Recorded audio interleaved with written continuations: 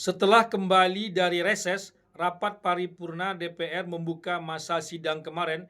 Ketua DPR RI Puan Maharani tak membacakan surat dari Forum Purnawirawan TNI yang mengusulkan pemakzulan Wapres Gibran Rakabuming Raka. Dibacakan saja tidak, bagaimana pula mau diteruskan atau disepakati. Sempat menjadi perdebatan sengit dan pro kontra di tengah masyarakat. Akhirnya DPR seperti menutup rapat perdebatan itu di lembaga resmi. Biarlah itu menjadi perdebatan di warung kopi saja. Tak perlu menanggapi mereka yang dianggap terlanjur tidak menerima kekalahan. Partai politik, utamanya ketua umum partai, tak bisa melihat atau merasakan kegelisahan apa yang dirasakan Forum Purnawirawan TNI itu. Mungkin ada merasakan, tapi tak bisa serta-merta menganulir apa yang sudah dilewati begitu panjang.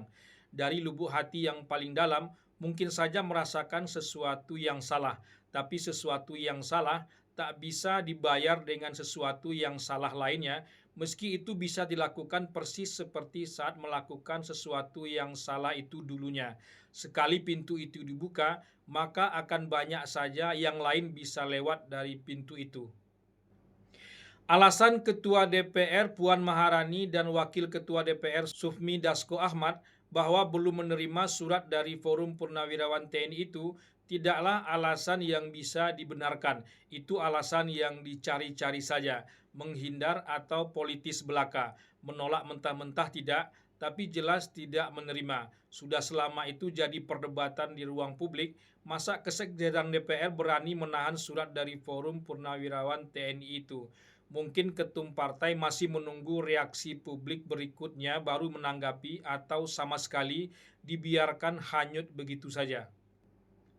Wapres Gibran termasuk Jokowi dan pendukungnya bisa bernapas lega. Usulan Forum Purnawirawan TNI itu tak menjadi bola liar di DPR. Pengaruh Jokowi di hadapan partai-partai tak sepenuhnya hilang, kendati sudah tak berkuasa lagi. Sempat khawatir juga dan bersandar penuh kepada Prabowo bahwa Gibran dan Prabowo itu satu paket.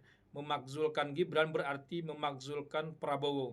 Agaknya ide itu cukup efektif untuk mengempiskan usulan dari Forum Purnawirawan TNI itu. Kendati sejak awal Prabowo dan Gibran dipisahkan dalam usulan itu.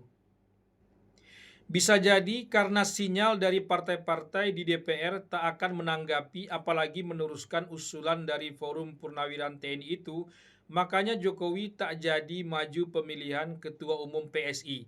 Kalau Jokowi jadi maju pemilihan Ketua Umum PSI dan terpilih, bisa jadi partai-partai di DPR berubah pikiran dan melihat Jokowi dan Gibran sebagai kompetitor yang harus dilumpuhkan sejak awal. Jokowi harus terkesan menjadi milik semua partai seperti dulu dan tak berpartai apalagi partai non-parlemen agar bisa terus dipertahankan sampai ke ujung. Yang mengintai posisi wapres tanpa pilpres tentu tak sedikit. Usulan dari Forum Purnawirawan TNI itu bisa jadi terus dipelihara, tak ditolak tak pula diterima. Nanti pastilah Forum Purnawirawan TNI itu akan merespon atas respon dari pihak DPR RI itu. Mereka juga bukan tokoh-tokoh yang bisa diabaikan begitu saja. Gerakan itu gerakan moral yang seketika bisa saja berubah menjadi gerakan politik. Gerakan itu tidaklah kosong begitu saja. Wapres Gibran termasuk Jokowi dan para pendukungnya bisa saja lega, tapi ini lebih rumit dari kasus ijazah Jokowi asli atau palsu. Variabelnya jauh di luar kuasa Jokowi itu sendiri.